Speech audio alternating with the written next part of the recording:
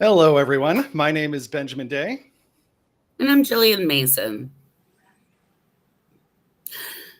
And this is the Medicare for All podcast. This is Medicare for All, the podcast for everybody. Sorry, it seems like we're all having right. a little Well, bit this is going to be a fun delay. Yes, lovely. Well, why don't I take all right. it from here? So usually on the Medicare for All podcast. All right, fantastic. All right, so that's Ben Day. I'm Jillian Mason, and this is the Medicare for All podcast, the podcast for everyone who needs healthcare. Apparently, we're having a little bit of a sound delay with Ben, but we'll keep him on anyway, just in case he can be useful. Sorry, Ben.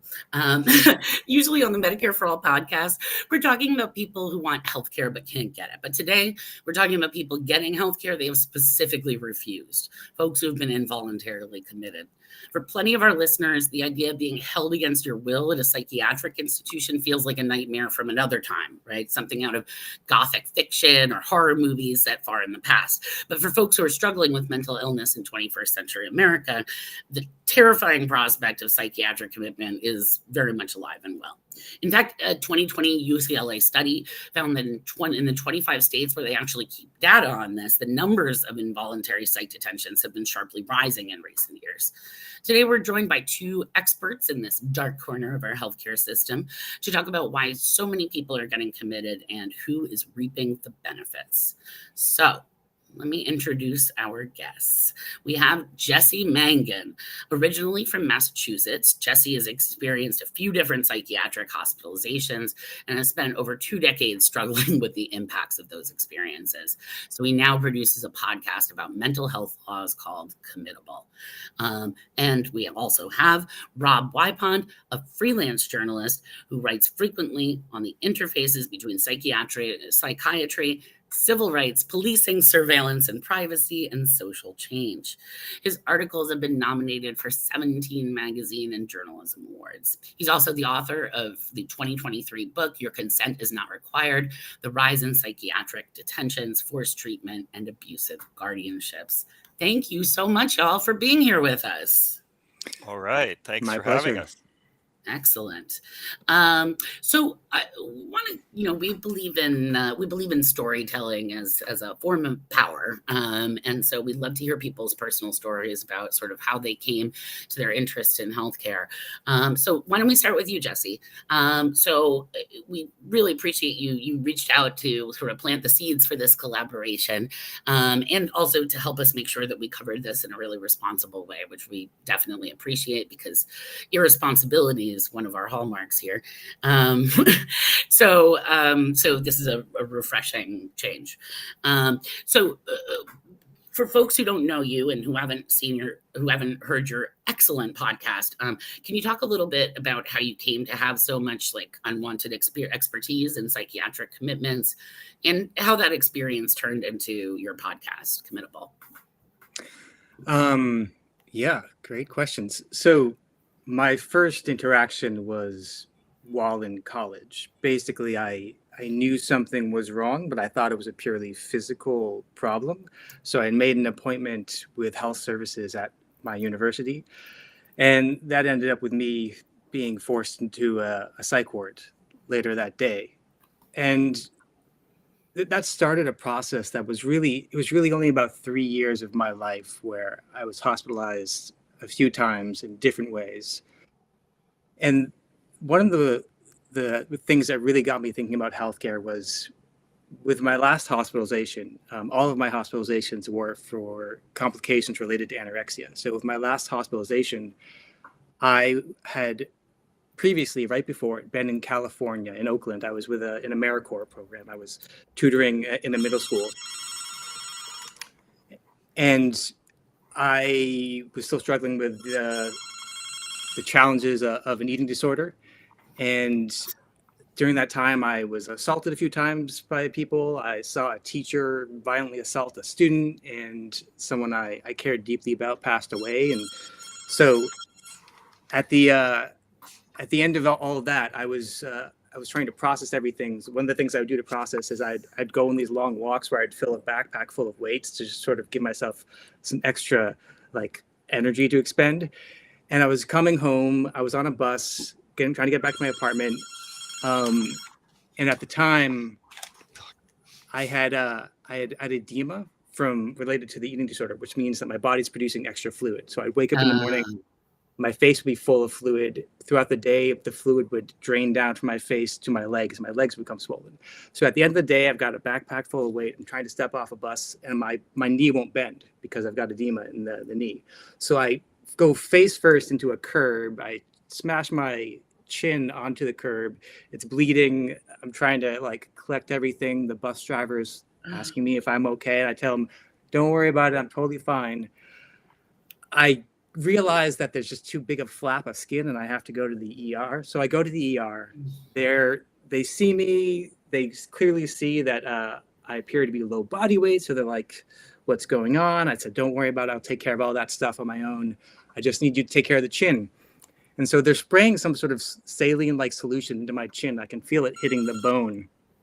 And at that time, there was a moment where, like, I've never really passed out before, but as this fluid is hitting my bone, I can just sort of feel everything closing in. Ugh. After 2 years about in and out of hospitalizations, and having so many people just constantly guess whether or not I have suicidal ideation or whether or not I want to live, this finally felt like the moment where if that's what you want, this could be it. You could just not wake up. And I just made a choice right there that this isn't what I actually want. And there must be something else that I could do with my life. And part of the impact of that was when I saw a teacher violently assault a student. At that time, I didn't have the physical capacity to stop the teacher, and I was the first adult to get there and physically incapable of stopping it. And so it was this real hard sort of reckoning that this thing I had been just gripped by, anorexia, it wasn't serving me anymore. I had to try to make change. So after that, I get a flight back to Massachusetts, the only place I can stay with my parents. I've just left my job. My health insurance is going to end pretty soon because I've left my job. I've got nothing else. So I go and I stay with my parents. With the first day, I wake up in my parents' house. My mother sees me wake up with a face full of fluid. And she's like, this is freaking me out. You need to go to a doctor. So I go to the doctor. I'm like, I don't know what this is. It's been happening. He draws some blood tests. Within a day, he calls me back and says, your electrolytes are definitely out of whack and you need to go to the hospital. So I was like, all right, go to the hospital. And sort of the short version of that is once I go to the hospital, I wake up and the doctor who had told me to go to the hospital for electrolytes is sitting over me, looking down at my face full of fluid. And he tells me, I've asked a psychiatrist to commit you. And now looking at my medical records, he had contacted the psychiatrist to coordinate me being committed before calling me to tell me the results of my electrolytes. So I'm in this hospital room. All this has just happened. This physician says, like, I brought you here to commit you, and I'm not going to stick around to debate it, so bye. And then a psychiatrist walks in with a social worker. He holds up two forms, a voluntary and an involuntary. He says, either you sign the voluntary or I sign the involuntary. I try to explain my case to the psychiatrist. The psychiatrist says, I don't have time to debate this with you, hands the forms to the social worker, says, either he signs the voluntary or you sign the involuntary. And then that led to a civil commitment. I was in that psych ward for a total of 5 weeks. But by week 4, this psychiatrist, we'd had some conflict with one another. I'd filed some complaints against him.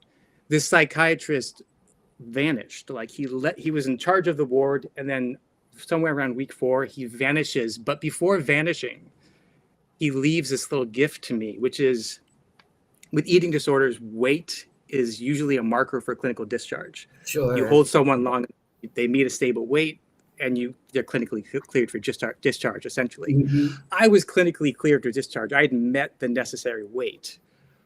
But the psychiatrist wanted to keep me an extra week. So he disappears, leaves a note saying, keep this kid an extra week. That would make me more comfortable. And he knew that right before he left, my insurance had cut out.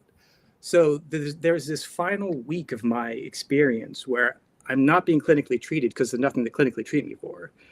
I'm not receiving therapy. I'm not on many medications. So I'm just in a psych ward for a week past the point that insurance will pay for. And then they finally discharge me with no real setup discharge plan and a bill for a few $1,000s for that extra week. And for me, that was one of the best illustrations of why it's important to think of the complexity of when we talk about private versus universal health care. When we think about the complex interactions between healthcare, clinical culture, mental health law, even if we had universal health care in Massachusetts, that psychiatrist probably still could have had me held a week past the point even Medicare for all would have paid for. Right. So I still would have ended up with a bill. Right. And so, that for me is just sort of the thing that got me thinking about the importance of understanding the nuances of all these different aspects of healthcare as we move forward with, just to be clear, Medicare for all, universal healthcare, absolutely the right way to go. But with mental health, it's complex. It's a yes and question, right? Yes. Yeah, absolutely. And thank you so much for sharing that with us. I really appreciate it. Ben and I both came to this movement because of our mental health issues.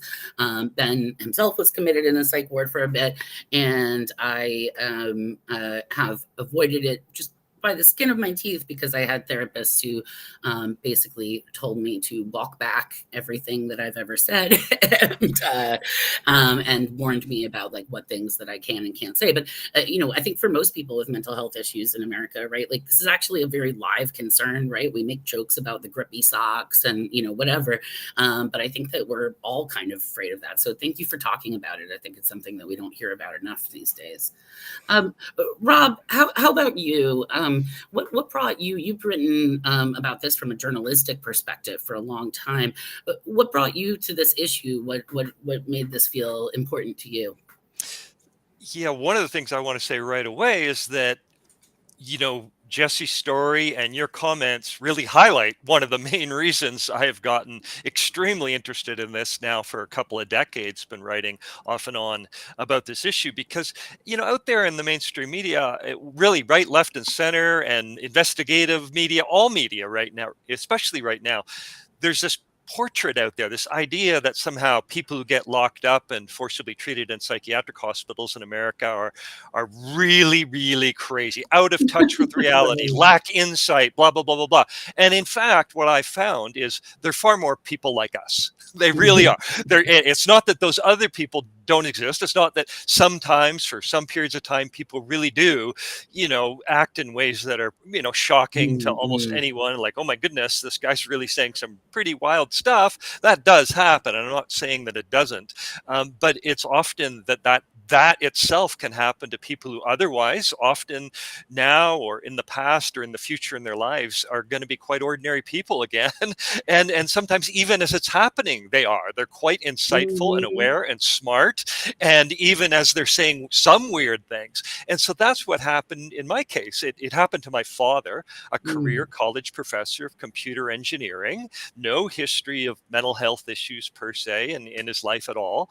But he was going through a difficult time. He just had relatively catastrophic prostate cancer surgery. So he was rendered impotent and incontinent at the age of around 66 or so. So a devastating impact on the eve of his retirement, suddenly not being able to, have these basic functions in his life. And so he was depressed and ended up, as we're told to do, going to seek psychiatric help. And basically, as soon as he was in the hospital and realized, actually, this is a really dismal, ugly place and it doesn't look helpful at all, and wanted to leave, they certified him against his will and held him there and started to forcibly treat him. And I watched this play out then for the next 9 months, where he was treated against his will, and it was devastating. And they ultimately electroshocked him against his will. And a lot of people don't even know they still do that today, even though it's quite common in cases of depression. And I just saw these repercussions that were just horrifying. And I looked at our situation, middle-class family, nice Canadian town, Medicare for all, right? all these benefits that you'd want to have in such a situation. And every one of them had made it actually in some ways not better, and in some cases worse than it might have been. And so I immediately thought, well, who else is this happening to? And I started to research and write, and consistently, I'd say, I just find that people who get locked up are not like that cliche out there at all in most cases, and their stories are really shocking and interesting and compelling, and they're amazing people, they're smart people, they're interesting people, creative people. And so that's kept me really concerned that as a culture, we need to be more upfront about what's happening and talk about it critically more. Yeah, absolutely. Absolutely. I mean, we were kind of talking about this before, but I think that a lot of people have the impression that when you start talking about psychiatric commitments, people just start thinking about, for better or for worse, One Flew Over the Cuckoo's Nest, right? They just did a reboot on Netflix with the Nurse Ratched series a couple years back. That's how I spent part of the pandemic. But so, I mean, I guess I think people tend to imagine this as something that's kind of barbaric that happened in the bad old days. Women being thrown into the asylum by their husbands for being hysterical and that kind of thing. I think that most people would actually be pretty surprised to find that most people who are not dealing with mental illness, who are not already entangled in this healthcare system, right, would be pretty surprised to learn that detentions are actually on the rise right now. Why do you think people perceive this as something that's in the past? And have things actually changed since then? When we imagine like people being committed today, should we be imagining Nurse Ratched or something different?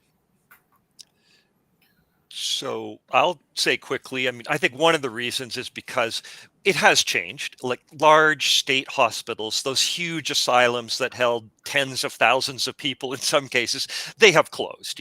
They largely closed through the 70s, 80s, and 90s. Some still exist, but not nearly as many. And so that aspect of the system has really changed a lot. I was reading One Flew Over the Cuckoo's Nest again the other day, though, and realizing actually a lot of ways it's better. It was better than, like, the way he portrays it. They had therapy sessions, group therapy, activities. There were all things that were going on back in those asylums. They're actually worse today because they're more under pressure. There's smaller facilities. People are being churned in and out a lot more quickly. So like in those days, people were held for months, even years routinely. That's not nearly as common today. It's still happening, but more commonly, you're getting these sort of shorter term, could be a few days, a few weeks, sometimes a month or so, that people are held on these emergency holds where they're kind of assessed and then they're pumped back out again. And so that's a really important kind of shift in how this is all playing out for people to understand. So these numbers are rising and rising dramatically, but we only have really good data since the 90s, really, where it's been, and we don't even have great data across America yet. Study you highlighted only got 25 states. Most people are hiding this data.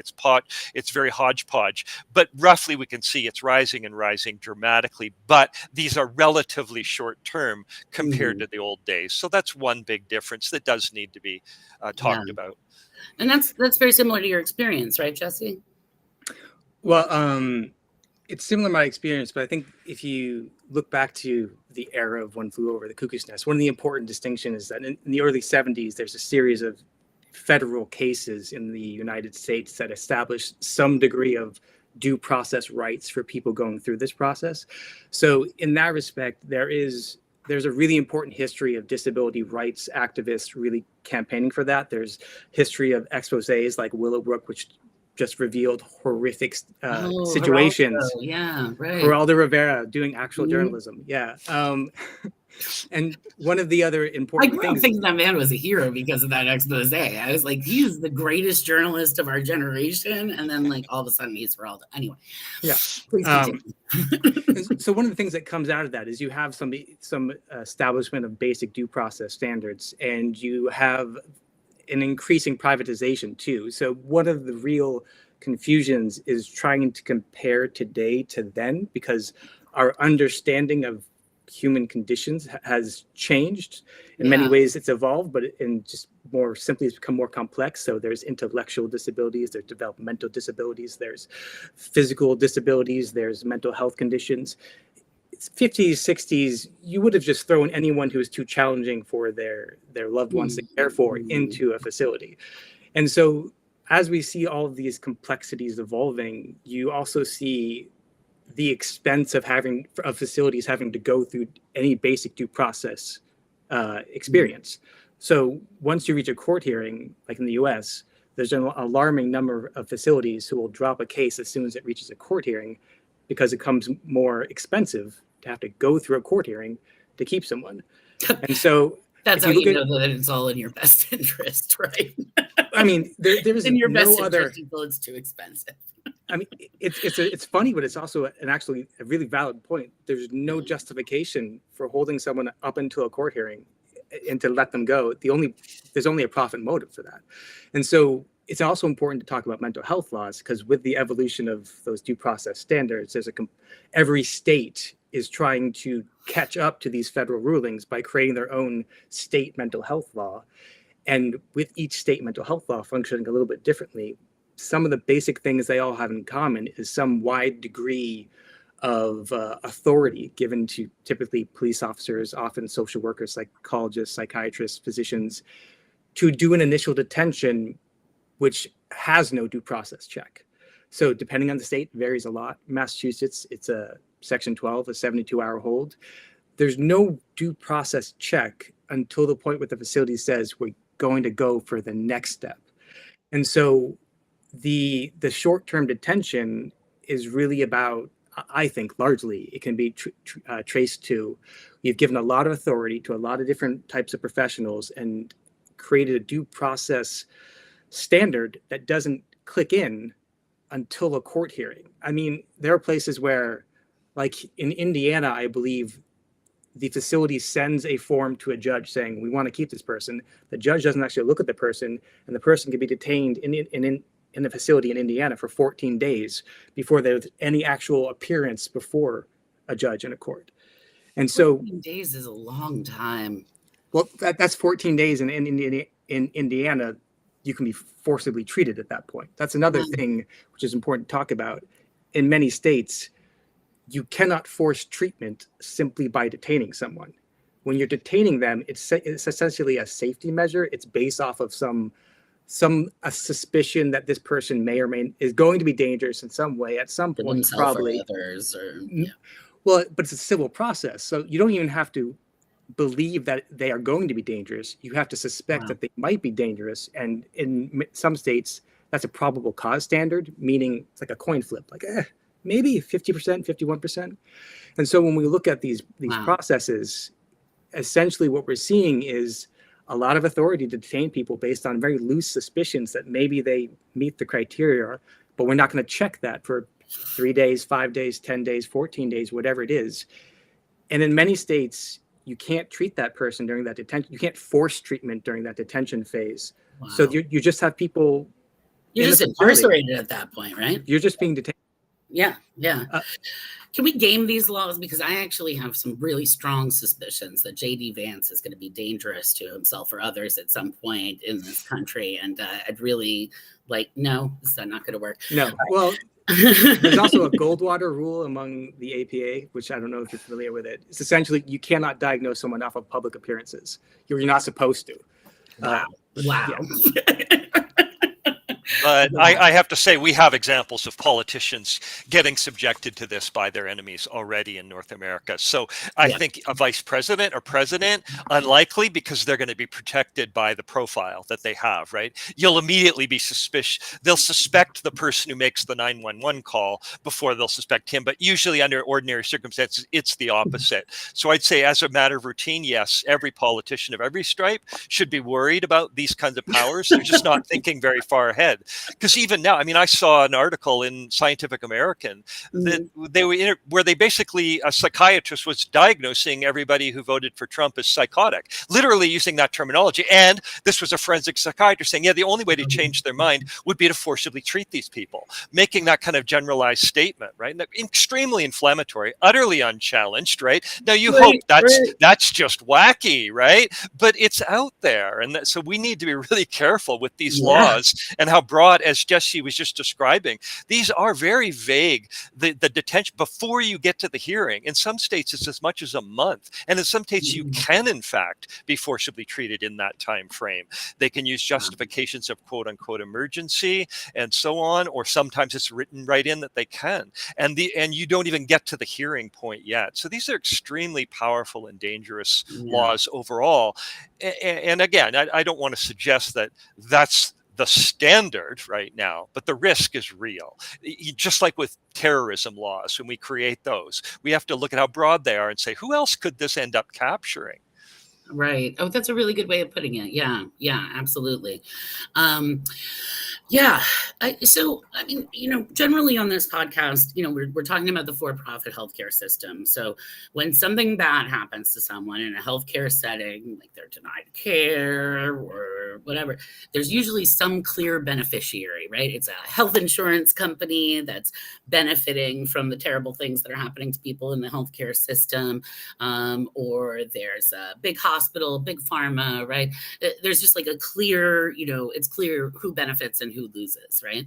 It seems like this is almost a lose-lose proposition, right? Like, who are there clear beneficiaries? Who actually? All right, I'm a communist here. Who? Where's the money? Where's the money in this? Who's making money off of this practice? I'll just say simply that it is problematic to view these, particularly in the US, as a clearly designed system. It's not a clearly designed system. It's sort of a mismatch of different laws and different municipalities and locations sort of stacked on inherited concepts of what you're supposed to do to people in distress. So that's one problem, is that, like, genuinely, I think the vast majority of clinicians are actually trying to do the best they can with limited resources and just not enough time to see people. The problem is they're put in a system that makes it advantageous for them to assume, to like lean towards one side and detain someone. If you have a doubt, there's liability. And so when you're employed by a hospital that is going to possibly look very poorly on you, putting them in a situation where they're liable, the emphasis might be just detain that person and it's not our problem, pass them on to the next. And so it was once referred to by Morgan Shields in season 2 of the Committable podcast. She referred to as a hot potato, that you have, like, if there's an ER or a state facility, right? Maybe the ER takes everyone. They have to take everyone. They do. There's a question of liability. They just toss them on to the next facility. And a private facility might look at someone, look at their diagnosis, be like, no, we don't take that type of person here, send them over there. And so you just have this person being passed from facility to facility, not necessarily out of any real belief that there's going to be meaningful treatment, but because they don't want to be liable. And I think there's definitely a problem of clinical culture there, but a lot of clinicians are put in a situation where they don't have the time or resources to make any other decision without putting their job on the line. Yeah. Wow. Yeah. And so I always like to point out that even a nonprofit hospital entity has a financial bottom line. So you always have to be thinking about the money, right? One way or another. And the other thing I point out is, I looked extensively at both Canada and the United States, somewhat different healthcare systems, Canada does have this universal public health insurance, and I think it's enormously popular. I'm a fan of it. Absolutely. I think America should have it. That said, in this space, it does end up in a situation where then there's unlimited quote unquote services, and they're all medicalized. I got to say, you can't get free like psychotherapy in Canada. Like that's rare or very short term. Oh, What really? you get, yeah. So it's medicalized. This whole system is extremely medicalized. You look at mental health laws, the supreme power is the physician, the psychiatrist, not a psychologist, not a they all have to follow orders ultimately from this medicalized approach. And so that permeates the system. And then along this profit issue, it's huge. There's a lot of money to be made. Between all the different sources of money that come in, we are paying typically for an average psychiatric patient far, far more than we'd pay for an average prisoner. So the potential for profit is extraordinary. Obviously, the costs are somewhat higher and different in a hospital than a prison, but they find all sorts of ways to make them very similar and are making enormous profits. And definitely we can show that on paper. There's often this sort of story out there, we only lose money when we incarcerate people, blah, blah, blah, blah, blah. No, even the most destitute homeless person who gets locked up, you can find a way to bilk Medicare and Medicaid such that it's so severe that we have cases where the Department of Justice is having to launch lawsuits against these companies for fraudulent bilking of insurance in America to make money off of even the most destitute people. Often there's a guardianship involved or something like that as well. So there's a lot of money to be made in this space, and it can't be underestimated. That said, I go with Jesse too. Like there's more going on here. It's a kind of complicated system. There's a lot of different motives at all these different levels, and it's really hard to parse it out, but ultimately there's extraordinary buy-in across our culture that this is the right thing to do. A lot of people believe that. They believe it helps. They believe it's a good thing. A lot of people are voluntarily taking psychiatric medications, so they just assume, well then, forcing it on somebody must be okay too, right? But of course it's very different, So yeah, you have to start asking these questions. It feels like a lot of this does go back, like in our culture, right? It goes back to kind of fear of mental illness and to the desire to, like you were saying, like the inclination to protect, right? But also the desire to isolate and separate from society, right? Like that's, isolate people who we perceive as a threat, right? There's one other aspect to it, which is very complicated. And a good example of that is outpatient commitment laws. So we're talking about inpatient civil commitment process where someone is detained in a facility. They're also in the US, in Canada, they're called community treatment orders. I think they're also called that in the UK, Australia, New Zealand. And that's slightly different. But the US equivalent is an outpatient commitment law. And the way that would work is someone who meets the criteria, which could be you experienced 2 inpatient hospitalizations within the past 2 to 3 years, and we think you'd benefit from being put on a court order to live in the community. So what that means is this outpatient commitment law allows this person to be put in front of a judge where the judge hears the case from the clinicians, and the majority of the time is like, oh, these doctors say you need to be medicated, and that sounds right to me. So I'm going to sign a court order saying for the next year, you can live in the community, but you have to be medicated X amount of times per month or whatever it is. And you have to see these people and you have to engage with this doctor. In some places, you have to take a urine test to see if you've been taking drugs. And so this person is put on for a year, maybe 18 months, this court order, which is requiring them to meet certain standards, adhere to certain things under the threat that if you don't, we will probably send you back to that facility. So the reason why I think that's important is because if you just look at the cost factor of it, you're spending a lot of money for a court process just because it is believed by someone that a court order is what this person needs for their medical treatment. And so you're spending money on a court order. Usually these laws, these outpatient commitment laws, set aside a certain amount of money in the budget specifically for them. That also creates a problem because you're saying, okay, only people on a court order have access to the resources we've set aside for this sort of community treatment. That incentivizes clinicians or family members to seek a court order because there's some resources set aside for people on the court order. And the other part of that is, well, how did this come about? It's largely because there are some really prominent advocacy groups, which are primarily funded and led by family members of people who have experienced some sort of mental health crisis or mental health conditions. And a lot of those family members, they love their person, they care very deeply about it. But if you're a politician, like, who are you going to listen to? The person who's struggling to make ends meet because they've been through the system and they have a mental health condition. So can you even trust what they say? Or a family member with more resources to donate to your campaign, who can go to a legislator or who can go to a lobbyist and lobby legislators. So when you look at a lot of these laws and how there's not really one coherent design, you've got to think about who has the money and who is considered respectable enough to listen to from, like, when legislators think about legislating. I mean, if you look at when you see any new mental health law come up on the docket for any state sort of legislative process, listen to how they talk about it. Listen to the people that they allow in to talk about it.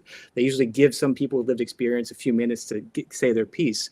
But the baked in concept that, well, this is medical, so these people, there must be proof that we can reliably say these people are dangerous, or there must be proof that we can reliably say these people can't make their own decisions. And none of this is based on like hard science, like risk assessments that we use to determine detentions. They're not reliable. Involuntary hospitalizations, they're not reliably safe. They're not reliably effective. So we have this whole system. And when you think about how could that happen, how could we have this mismatched system with no real coherent focus on actually listening to, respecting, or uplifting and treating the person being pushed through the system. Yeah. You got to think about how the legislative and lobbying process works, and who are they going to listen to, and who has the resources to lobby. That's an issue we see so much in disability rights communities, right? Folks with disabilities are always, nothing about us without us, right? Like, folks with disabilities are perfectly capable of speaking for themselves. But what we see is that the advocacy is always dominated by these parent organizations, organizations for people who are parents or family members of people with disabilities, and who are therefore, like you said, right, like more trustworthy in the eyes of the law, or in the eyes of politicians, or in the eyes of society in general. And so what we get is that kind of paternalistic attitude towards people with disabilities, or towards, in this case, people with mental health issues. People with autism have this issue as well in their advocacy. So that's something that seems to be kind of universal. I guess I was wondering, because we were talking a little bit about how fragmented the system is here in the United States, and that's something that we see in general in the U.S. healthcare system, because we do not have a kind of federally regulated healthcare system, right? We see a patchwork of coverage, right? So healthcare in Texas, which is where I am. I know, it's a shame. Not the greatest place for mental health. But healthcare in Texas looks a lot different from healthcare in Massachusetts, right? And we tend to, in Medicare for All world, we tend to attribute that patchwork to the fact that we don't have a universal federal system. So I wondered, Rob, based on your research, is there more coherence in the Canadian system, or are you still looking at a kind of a patchwork? No. In fact, the same terminology is used when people are critiquing within Canada the system of mental health. Like, oh, it's a patchwork, it's fragmented, it's chaotic. It's regulated provincially. So there's, the funding comes from both provincial and federal levels, and the federal government has some role. But by and large, like state to state, it's systems are run provincially. So it varies from province to province. But even within those provinces, you'll see this sort of chaotic term used. And I'd say it's actually pretty simple. If we talk about the real elephant in the room that's never talked about around mental health stuff, is there's really no evidence to support any of it. Like, there's no solid scientific evidence that, even the most common treatments that are used involuntary settings really work, but at least it's voluntary. You're making a choice to do it. You believe it works for you. Okay. But there's not a lot of science buttressing that on the whole, all the people who take antidepressants, for example, are truly getting better. Like fine but once it's being forced on you, this is where we need to really ask them, hey, where's the outcomes evidence? And I'm just going to double down on what Jesse was just saying. There's nowhere in America or Canada where outcomes of involuntary commitment are actually tracked, where they go, well, okay, we did this against the person's will.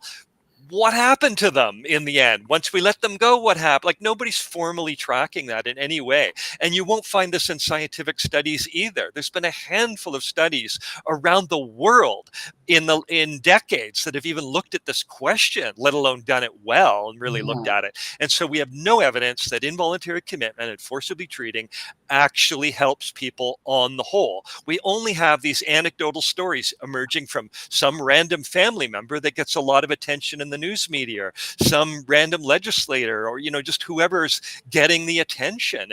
And you can find equally high numbers of anecdotes in the other direction once you go looking and you realize we really need to do this. If we're going to be serious about this at all, let's start tracking outcomes. And so that's what we need. And so what I want to highlight in relation to your question is that's created this chaos in the system because governments don't really know what to fund because they're not really tracking what's working. And so then you have the patients who say voluntarily, this is what I want, and they're largely ignored. They're largely ignored in this whole system, and they just focus then attention on whatever they want to fund, whoever's lobbying. There's these corporations that are making tons of money off of group homes. Do group homes really help? Nobody really knows, but there's a lot of private equity firms making a ton of money off of group homes right now. And guess what? They're getting a lot more funding than other places. And so that's what's causing this is total lack of scientific evidence to buttress any of the policy decisions that are being made. So in many ways, we really aren't that much more enlightened, right, than in One Flew Over the Cuckoo's Nest, right?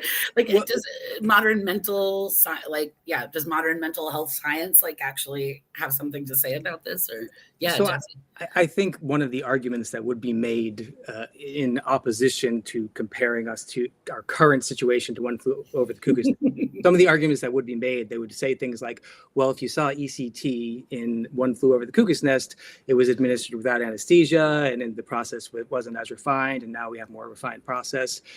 And that's true enough, but it's also true that if you administer anesthesia to someone, it doesn't mean you're not causing pain. It just means maybe they're not feeling the pain while you're causing it. It doesn't mean that you know what the outcomes of that process are. So something like ECT is really controversial in that there are a lot of people passionately against, a lot of people passionately for. And if you look at the totality of the research, I think the best you can come up with is that there's definitely a risk here. We can't exactly say what degree of risk there is, but there's definitely a risk. So should we do it involuntarily? And I would say, if you know there's this clear risk, but you can't guarantee it's going to be effective, then that's where you have these really complex conversations. And I've been in a hospitalization. I was in a weird situation where most general psych wards aren't equipped to really manage anorexia. So one thing that would happen is I would be confined to a chair outside of our nurses' station during meal times under the theory that they needed to monitor me. So I'd be 10 feet away from a little room where everyone else in the psych ward is eating a meal, and I would have to sit alone in a wheelchair across from our nurses' station. And one of the effects of that was I saw them doing admits and discharge a lot. So I got to see a lot of people coming in and out. I got overheard a lot of things I shouldn't have. And I have seen in the course of 3 days, someone come in who was acutely just disoriented and paranoid. And within 3 days was saying he was thankful to have been forced into that facility, and he didn't understand what had happened, and whatever medication they gave him was working. So I've seen that happen. But if you can't predict when that positive outcome is going to happen, but you know for certain that it also causes traumatic outcomes, what do you say to the people who are being traumatized? Do you say, what percentage of us are expendable? And that's the question I just don't understand in relation to these, is people bring up these anecdotes, and I believe a lot of them, but you're saying to the rest of us that we're an expendable cost as long as your person makes it out okay. Mm. Wow, that is incredibly powerful, incredibly powerful. What percentage of us are expendable? Oof. And that's, yeah, we see that again in discourse about the American healthcare system all the time. There are always a percentage of people who are, for some reason, deemed expendable. Yeah. Yeah. And I want to point out, as Jesse well knows, one of the only ways you get released from a psychiatric hospital is to say, thank you, I'm so grateful, it's really helping. So we don't even know if that data is really correct unless you have a private conversation with that person far away from the hospital, right?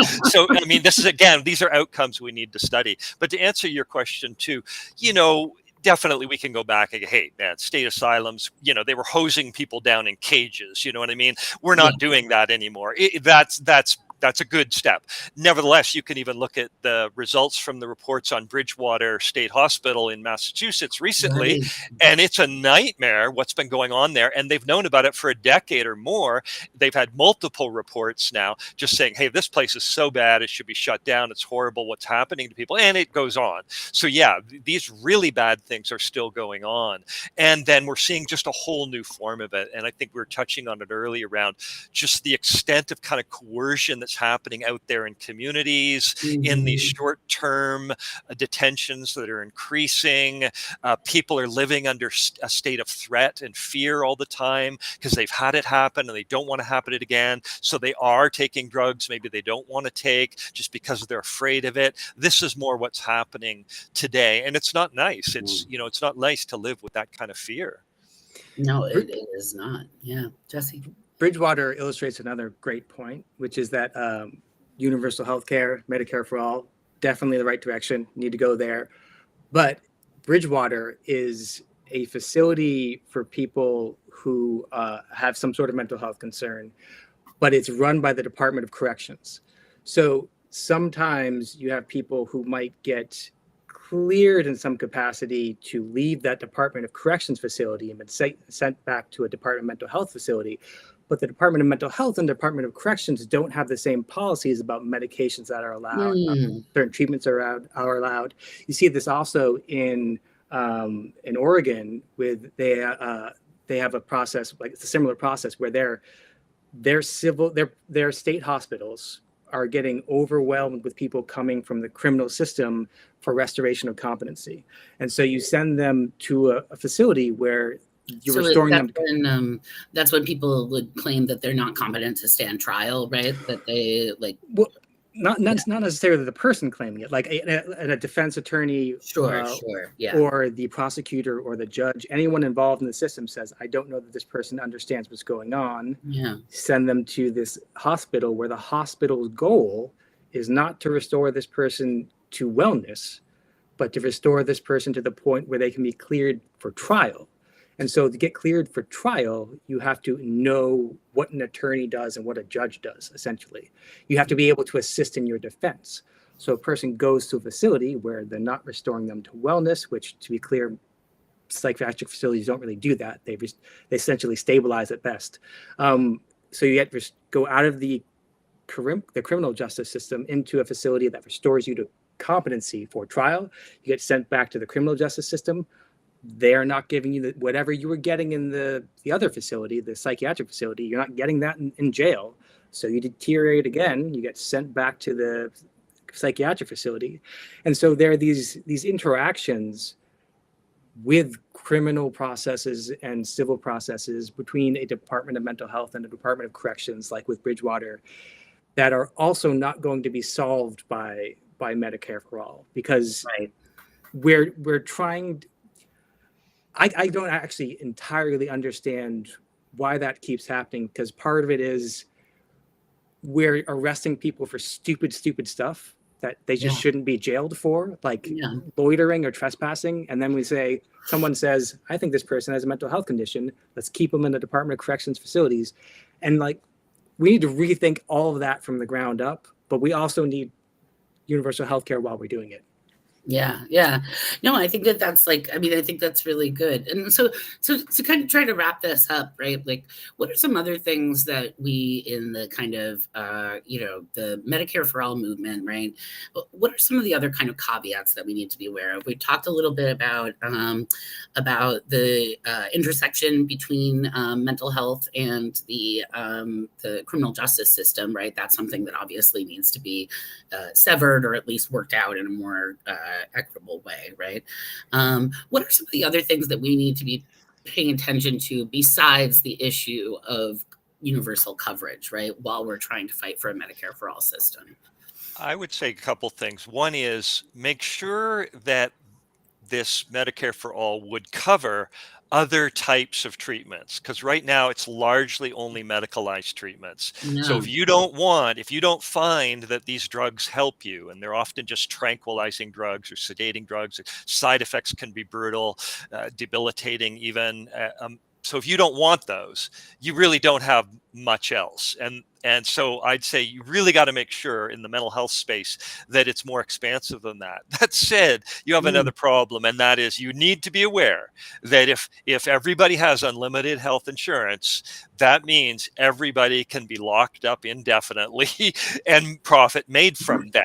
So you really need to look at mental health laws and go, yeah, like, is this safe in that kind of environment? Like, the only thing hampering it right now is, that in Canada, there's a limit on how much governments can ultimately spend, right? So they do try to limit that, but that's what it is, right? It's sort of like private insurance at some point. Even the public system kicks in and says, you're only going to get so many beds, and you're only going to get to hold people this long, and so on and so on. They're trying to constrain it, and you need that in this kind of a system, especially if you're going to continue to have profit-making entities involved in the system. Wow. Rob, what was the story in your book where there were U.S. facilities recruiting Canadians and then billing the healthcare? Like, there was a lawsuit about that? Right. This was the heyday of, they called it the Canadian Gravitane back in the 80s and 90s. And they were basically convincing, they were sending up patient brokers, they were called, and they still exist, I will say, in America today for Americans. But they'd identified at that point that Canadian public health insurance would pay for services in America. And so they were bringing Canadians down and then, surprise, surprise, locking them up when they came down to their sunny Sunbelt mental health spa retreat in Florida.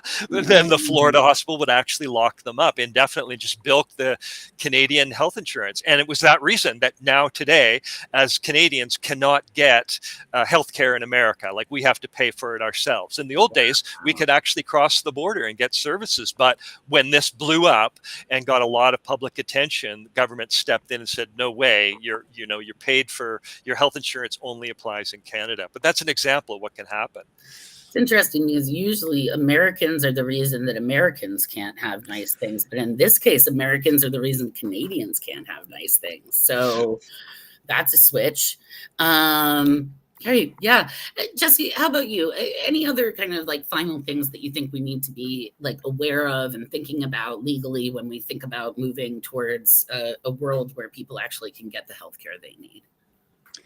Well, I think one of the things to consider is that we're drawing a lot of lines between things like mental health care and normal health care. But one of the real advantages of universal health care is, like, it's less stressful in life if you know that if you have a physical problem, you could go to a hospital or a doctor and get, I mean, there'll be waiting lines or things like that, sure. But if you know you have access to just basic physical needs and to some form of healthcare, it's going to be better on you overall with the stress and everything. Because a lot of mental health care, particularly in relation to commitment laws, involves a lot of scary words. You hear a lot of scary diagnoses. You hear just these really prominent stories about something violent may have happened, when statistically a person with a diagnosis or going through the system is far more likely to be the victim of a crime than the actual perpetrator. But you hear these scary stories, so there's a lot of scary concepts involved.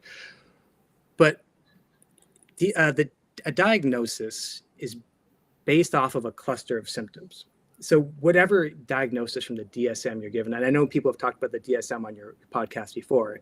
Yeah. The DSM is created by the the APA, the American Psychiatric Association. So you have this organization of psychiatrists, some of whom are taking a lot of money from pharmaceutical companies, to create a book of diagnoses. And the real fundamental benefit of a diagnosis early on is for billing purposes. So you have a clinician who encounters a person, they see a cluster of symptoms. That cluster of symptoms could be interpreted in many different ways, but they have to start billing because they want to do something. So you choose a diagnosis that seems like the best working theory at the time, but the clinicians might know that. One clinician might know that as they pass it to the next. Honestly, that is actually sketchy. A lot of clinicians view medical records as absolute certainty. Medical records are not absolute certainty. They're just one person's perspective on the situation. They do not rarely ever reflect the experience of the person being pushed through the system.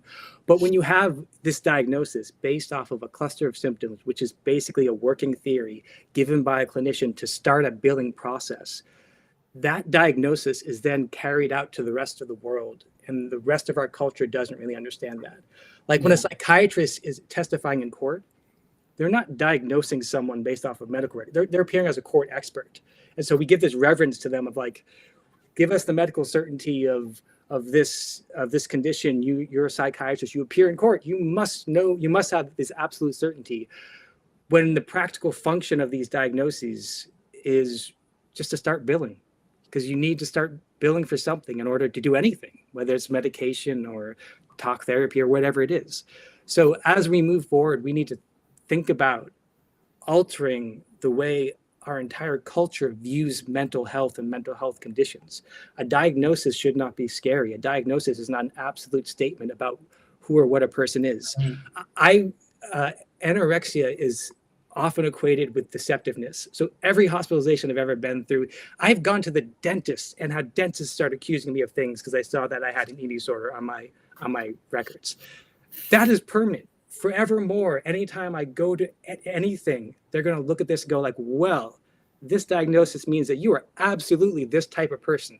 It doesn't. We need to recognize that people who have mental health concerns, people who experience crisis, are just people. A patient is not a type of person. A patient is a person in a type of situation. Doctors, clinicians, they are too patients. So we need to just view them as humans like the rest of us. Yep, that absolutely, that makes a lot of sense. A lot of sense, guys. I really appreciate this conversation so much. I'd like to remind everyone listening that Martin Luther King told us that the future belongs to the creatively maladjusted. And so for those of us who are creatively maladjusted, our future is coming for us. But I really appreciate, again, having this conversation with y'all. Everybody, you should listen to Jesse's podcast, Committable, which is now in its third season. Third, yeah. Yeah. And you should read Rob's book, which is Your Consent is Not Required, right? So please, let's keep this conversation going, and let's keep talking about the nuance of the intersection between mental health and for-profit medicine and what we can do about it. All right. I also want to thank our podcast team. Our podcast manager is Angelique Davis. Our researcher was Laura. Our show notes writer was Jerry Katz. And our editor was Craig Stanton. Don't forget to like this episode and to subscribe to the Medicare for All podcast on your favorite podcast platform. And remember, this show is a project of Healthcare Now Education Fund. And if you want to support our work, you can donate at our website, which is healthcare-now.org. All right. Thank you all so much. And like we always say, stay safe and stay dangerous.